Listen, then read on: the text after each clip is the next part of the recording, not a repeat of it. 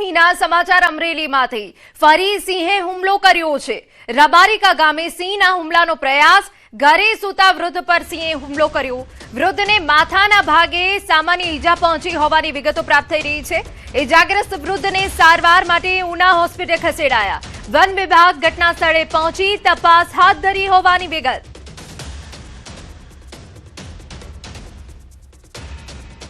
જંગલ ખાતાવાળા એવું કહે છે કે આમાં કોઈ પ્રૂફ નથી કે હાવજે હુમલો કર્યો એવું, પણ અહીંયા જોતા એવું લાગે છે કે જોઈને ગામજનોએ કીધું કે નહીં હાવજ જ છે, તો જંગલ ખાતાવાળા એનો બચાવ કરે છે। અને જંગલ ખાતાવાળાને એવું જણાવવા માગું છું કે આ હિંસક પ્રાણીનો, આ માનવભક્ષી પ્રાણીનો આ પાંજરે પૂરી અને સહી સલામત જગ્યાએ મૂકે। અને અમારે અહીંયા જો ઘરે હાવજ ઘરી જતા હોય, સિંહ ઘરી જતા હોય, અચાનક હુમલો કરી જતા હોય, તો અમારે સીમમાં કઈ રીતે જવું, અમારી પણ સુરક્ષા જંગલ ખાતાવાળા આપે। સંવાદદાતા રાજન વધુ વિગતે વાત કરવા જોડાયા છે। રાજન, પૂરી અપડેટ। હિના, જે ખાંભા તાલુકાનું રબારિકા ગામ છે ત્યાં વધુ એક વખત સિંહ અને મનુષ્યના ઘર્ષણની ઘટના સામે આવી છે। ગઈકાલે મોડી રાત્રે એક વૃદ્ધ પોતાના ઘરે બ્લેન્કેટ ઓઢીને સૂતા હતા અને અચાનક જ સિંહે તેના પર હુમલો કરવાનો પ્રયાસ કર્યો હતો। સદભાગ્યે વૃદ્ધ બચી ગયા છે, તેમને કોઈ નાની મોટી સામાન્ય ઈજા થઈ છે માથાના ભાગે, પરંતુ બ્લેન્કેટ ઓઢીને સૂતા હોવાના કારણે સિંહે એક વખત મોઢું મારવાનો પ્રયાસ કર્યો હતો। એ રીતે વન વિભાગ જણાવી રહ્યું છે તે મુજબ બ્લેન્કેટ પરથી જ એટેક કરવાનો પ્રયાસ કર્યો હતો, પરંતુ વૃદ્ધનો જે આબાદ બચાવ થયો છે। બિલકુલ, આભાર। સમાચારમાં આગળ વધીએ તો નવસારી અને જલાલપોર તાલુકામાં મેઘરાજાની ધબધબાટી। બંને તાલુકામાં આખી રાત વરસાદ પડ્યો। સારા વરસાદના કારણે ખેડૂતોમાં ખુશી। નવસારી શહેરમાં વરસેલા વરસાદના કારણે અમુક વિસ્તારમાં પાણી ભરાઈ ગયા। શહેરના શાંતાદેવી રોડ વિસ્તારમાં પાણી ભરાતા લોકો પરેશાન થયા। રાત્રે 11 વાગ્યાથી સવારે 5 વાગ્યા સુધી નવસારી અને જલાલપોર તાલુકામાં 2 ઇંચ વરસાદ પડ્યો। તો શાંતાદેવી રોડ વિસ્તારની આ તસવીરો અમે આપને બતાવી રહ્યા છીએ, જે સંપૂર્ણ પાણીમાં ગરકાવ થઈ ગયો। મોડી રાત્રે શરૂ થયેલો વરસાદ સવારે 5 વાગ્યા સુધી ચાલ્યો, કે જેના કારણે અનેક જે વિસ્તારો છે એ જળબંબાકારમાં ફેરવાઈ ગયા। નવસારી શહેરમાં રાત્રિના સમયે મેઘરાજાએ તોફાની બેટિંગ કરતા ધોધમાર વરસાદ પડ્યો। Dhanera point, station road, market સહિત શહેરના અનેક વિસ્તારોમાં રસ્તાઓ પાણીથી છલકાઈ ગયા। ભારે પવન સાથે વરસેલા વરસાદના કારણે વાહન ચાલકોને હાલાકી ભોગવવી પડી, જ્યારે વાતાવરણમાં ઠંડક પ્રસરી ગઈ।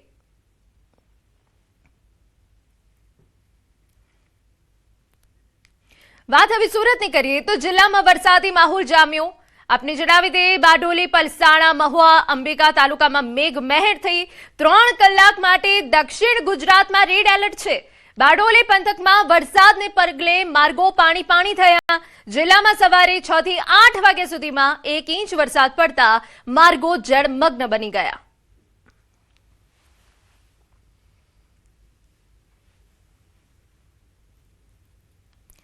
ગીર સોમનાથ પંથકમાં વરસાદ। મોડી રાતથી ગીર પંથકમાં મેઘાની ધબાધબી। ગીરમાં ભારે પવન સાથે વરસાદ પડ્યો। તાલાલા ગીરમાં 1 ઇંચ વરસાદ, કોડીનારમાં 1 ઇંચ વરસાદ ખાબક્યો। તોફાની પવન સાથે વરસાદથી વૃક્ષ ધરાશાયી થયું। કોડીનાર અમરેલી હાઈવે પર મહાકાય વૃક્ષ ધરાશાયી થઈ ગયું। રોણાજ ગામ નજીક વૃક્ષ પડ્યું। કોડીનાર પાલિકા દ્વારા કલાકોની મહેનત બાદ વૃક્ષને હટાવાયું। આપને જણાવી દઈએ કે આ કામગીરી માટે 2 જેસીબીની મદદથી વૃક્ષ હટાવાયું। જૂનાગઢમાં સતત બીજા દિવસે વરસાદ। વહેલી સવારથી વરસાદી માહોલ જામ્યો। શહેરભરમાં ધીમી ધારે વરસાદ પડ્યો। ભવનાથ વિસ્તારમાં પણ વરસાદ, ગ્રામ્ય પંથકમાં પણ વરસાદી માહોલ જામ્યો।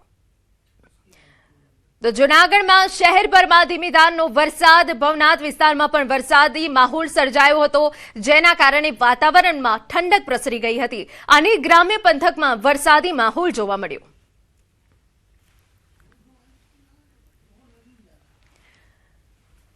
તો આપને જણાવી દઈએ કે જૂનાગઢમાં પણ વહેલી સવારથી જ વરસાદી માહોલ જોવા મળ્યો છે। હવામાન વિભાગ દ્વારા આગાહી વ્યક્ત કરાઈ છે વરસાદની, અને તે વચ્ચે અનેક ગ્રામ્ય વિસ્તારમાં વરસાદ પડ્યો હતો। આ તરફ વલસાડમાં પણ વહેલી સવારથી જ વરસાદી માહોલ જામ્યો. શહેર અને ગ્રામ્ય વિસ્તારોમાં વરસાદ પડ્યો. કપરાડા, ધરમપુર સહિત અન્ય તાલુકામાં મેઘમહેર થઈ. છેલ્લા કેટલાક દિવસોથી હળવાથી ભારે વરસાદ પડ્યો. વરસાદથી ખેડૂતોમાં ખુશીનો માહોલ છવાયો. તો છેલ્લા કેટલાય દિવસોથી હળવાથી ભારે વરસાદ પડી રહ્યો છે, જેના કારણે ખેડૂતોમાં ખુશીનો માહોલ. સમાચારમાં આગળ વાત કરીએ તો જમ્મુ કાશ્મીરના રાજૌરીમાં ભારે વરસાદ બાદ મનાવર નદીમાં ફસાયેલા 2 લોકોનું રેસ્ક્યુ કરાયું. સેના અને તંત્રની સંયુક્ત કામગીરીથી બંનેને સુરક્ષિત રીતે બચાવી લેવાયા. ભારે વરસાદના કારણે જિલ્લામાં અત્યાર સુધી એક વ્યક્તિનું મોત, જ્યારે પીએચઈ વિભાગનો એક કર્મચારી હજુ પણ ગુમ છે અને તેની શોધખોળ ચાલુ છે.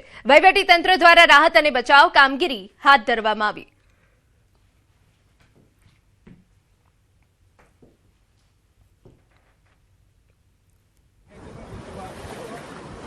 और भैया सावस किस तरफ सावस तीसरा दौर में लग गया।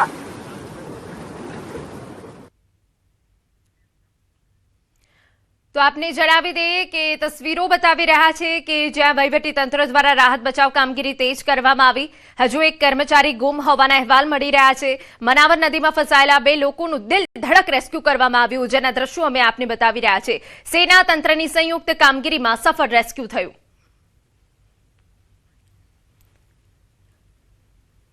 જમ્મુ કાશ્મીરના રાજૌરી જિલ્લામાં ભારે વરસાદથી જનજીવન અસ્તવ્યસ્ત, જેની તસવીરો અમે આપને બતાવી રહ્યા છે. અનેક ઘરોમાં પૂરના પાણી ઘૂસી જતા કપડા, અનાજને ભારે નુકસાન થયું. ભારે વરસાદના કારણે પશુધનને પણ નુકસાન પહોંચ્યું. અનેક પ્રાણીઓના મોત થયા હોવાનું પણ સામે આવ્યું. હાલ અસરગ્રસ્ત પરિવારો મુશ્કેલીઓનો સામનો કરી રહ્યા છે અને જિલ્લા વહીવટી તંત્ર પાસેથી તાત્કાલિક રાહત અને વળતરની માંગ કરી રહ્યા છે.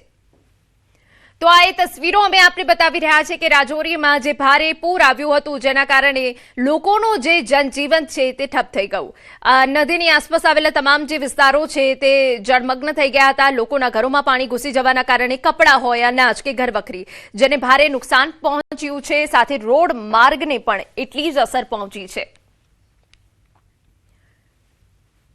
જમ્મુ કાશ્મીરના રાજૌરી જિલ્લામાં ભારે વરસાદે તબાહી મચાવી. સતત વરસાદના કારણે શહેરનું નવું બસ સ્ટેન્ડ સંપૂર્ણપણે પાણીમાં ગરકાવ થઈ ગયું. બસ સ્ટેન્ડ પર પાર્ક કરેલા અનેક વાહનોને નુકસાન થયું, જ્યારે નજીકની દુકાનો અને રહેણાંક મકાનોમાં પણ પાણી ઘૂસી જતા ભારે નુકસાન થયું છે.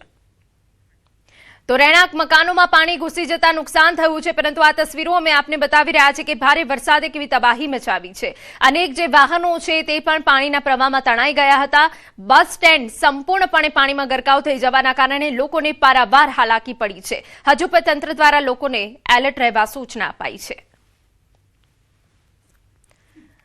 જમ્મુ કાશ્મીરના કિશ્તવાડના દચ્છન વિસ્તારમાં કિયારમાં વાદળ ફાટ્યું. ઘટનાથી ખેતીની જમીન અને કેટલીક મિલકતોને નુકસાન પહોંચ્યું છે. પરિસ્થિતિને ધ્યાનમાં રાખી વહીવટી તંત્રે થાથરી, પુલડોડા અને ચિનાબ નદી કિનારાના નીચાણવાળા વિસ્તારોને એલર્ટ કર્યા છે અને સ્થાનિક લોકોને સતર્ક રહેવા તેમજ સુરક્ષિત સ્થળે રહેવા અપીલ કરી છે. તો આ 2 અલગ અલગ તસવીરો અમે આપને બતાવી રહ્યા છે કે જ્યાં દચ્છન વિસ્તારના કિયારમાં વાદળ ફાટ્યું, જેના કારણે ખેતીને ભારે નુકસાન થયું છે. બીજી તરફ વાદળ ફાટતા જે કાટમાળ છે તે નીચાણવાળા વિસ્તારોમાં ફેલાઈ ગયો હતો, જેના કારણે નીચાણવાળા વિસ્તારોમાં લોકોને ભારે હાલાકી પડી હતી. ચિનાબની જળસપાટી વધી રહી છે, તેના કારણે નીચાણવાળા જે વિસ્તારો છે આસપાસ તેને પણ સાવચેત રહેવા માટે અપીલ કરવામાં આવી છે. તો કુદરતી આફત જમ્મુ કાશ્મીરમાં કંઈક આ રીતે વર્તાઈ રહી છે. જમ્મુ કાશ્મીરના પૂંછના સુરનકોટમાં ભારે વરસાદ બાદ તબાહી. વરસાદ બાદ સર્જાયેલી દુર્ઘટનામાં રાહત અને બચાવ કામગીરી દરમિયાન એક ઘરમાંથી 8 મૃતદેહો મળી આવ્યા. જિલ્લામાં અત્યાર સુધી મૃત્યુઆંક 11 પર પહોંચ્યો, જ્યારે હજુ પણ 6 લોકો ગુમ છે. ભારે વરસાદના કારણે પર્વત પરથી પાણી, પથ્થરો અને કાટમાળનો મોટો જથ્થો ધસી આવતા અનેક મકાનો દટાયા. હાલ વહીવટી તંત્ર, પોલીસની ટીમ દ્વારા યુદ્ધના ધોરણે રાહત અને બચાવ કામગીરી ચાલુ છે. જમ્મુ કાશ્મીરના પૂંછ જિલ્લામાં આગામી 2 દિવસ સુધી અંધારા રહેશે. ભારે વરસાદ અને વાદળ ફાટવાની ઘટના, પૂર અને ભૂસ્ખલનના કારણે વીજળીના માળખાને ભારે નુકસાન થયું છે. વીજ વિભાગના જણાવ્યા મુજબ આગામી 2 દિવસ સુધી જિલ્લામાં વીજ પુરવઠો ફરી શરૂ થશે નહીં. અનેક વિસ્તારોમાં વીજ લાઈનો, થાંભલા અને ટ્રાન્સફોર્મર ક્ષતિગ્રસ્ત થયા છે, જ્યારે રાજૌરી પૂંછ વચ્ચેની 132 કેવી પાવર લાઈનના 2 ટાવર પણ નુકસાન પામ્યા છે. હાલ વીજ વિભાગ યુદ્ધના ધોરણે વીજ પુરવઠો ફરી શરૂ કરવા માટે કામગીરી કરી રહ્યો છે.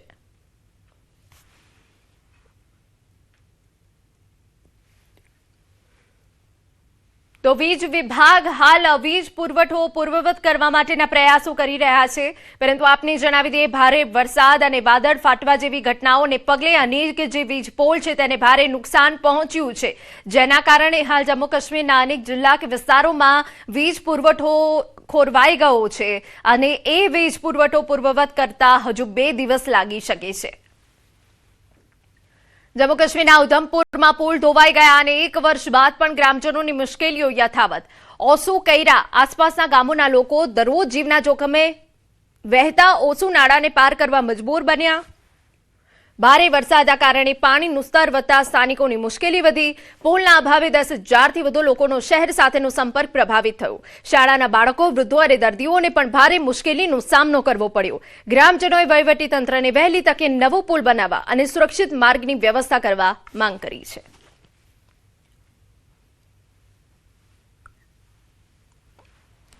જમ્મુ કાશ્મીરના પૂંછમાં ભારે વરસાદ અને પૂર વચ્ચે પોલીસે માનવતાનું ઉત્તમ ઉદાહરણ પૂરું પાડ્યું. પુલત્સ્ય નદીમાં ફસાયેલી એક પશુને બચાવવા માટે પોલીસે પોતાનો જીવ જોખમમાં મૂકી સફળ રેસ્ક્યુ ઓપરેશન હાથ ધર્યું, જેના દ્રશ્યો અમે આપને બતાવી રહ્યા છે. ઘટનાની જાણ થતાં પોલીસની ટીમ ઘટનાસ્થળ પર પહોંચી અને ભારે પ્રવાહ વચ્ચે પશુને સુરક્ષિત રીતે બહાર કાઢ્યો. પૂંછ પોલીસની આ સંવેદનશીલ કામગીરીથી લોકો દ્વારા પ્રશંસા કરવામાં આવી રહી છે.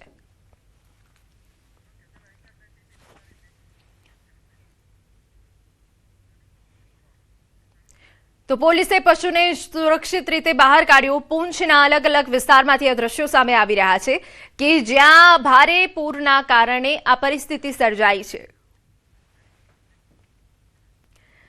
સમાચાર મળી રહ્યા છે કે ભારે વરસાદથી નવસારી જળબંબાકાર થઈ ગયું. શહેરના અનેક વિસ્તારોમાં પાણી ભરાયા.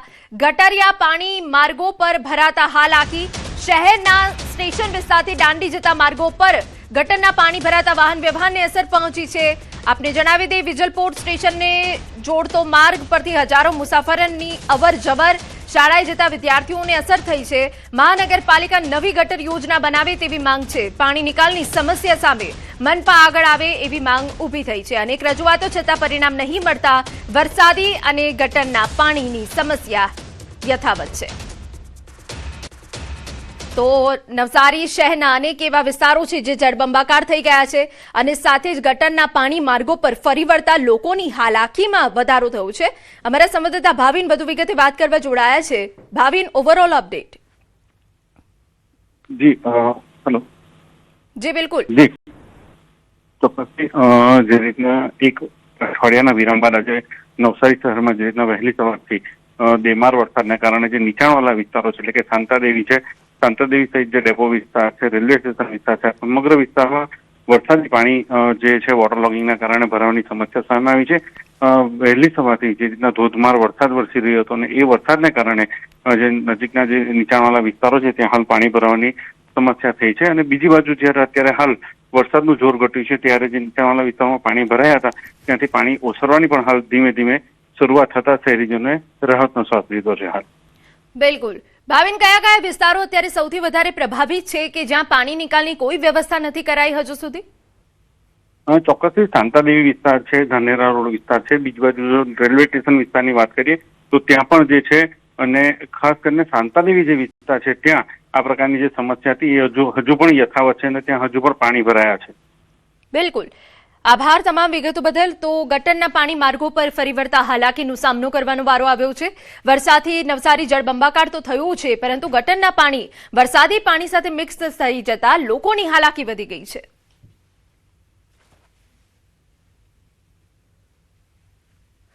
તો નવસારીમાં હજુ પણ ભારે વરસાદની હવામાન વિભાગ દ્વારા આગાહી કરવામાં આવી છે, પરંતુ આ તસવીરો અમે આપને બતાવી રહ્યા છે કે જ્યાં સામાન્ય વરસાદમાં નવસારી પાણી થઈ ગયું છે અને ગટરના પાણી માર્ગોમાં પણ ફરી વળવાના કારણે લોકોને હાલાકી.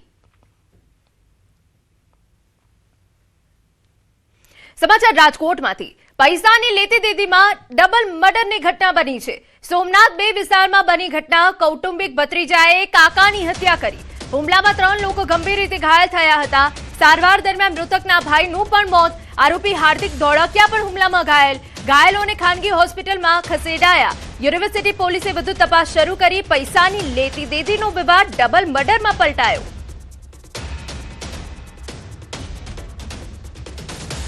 તો તો પૈસાની લેતી દેતીમાં ડબલ મર્ડરની ઘટના બની હોવાની વિગત છે. અમારા સંવાદદાતા અંકિત વધુ વિગતે વાત કરવા જોડાયા છે. અંકિત, પૂરી વિગત.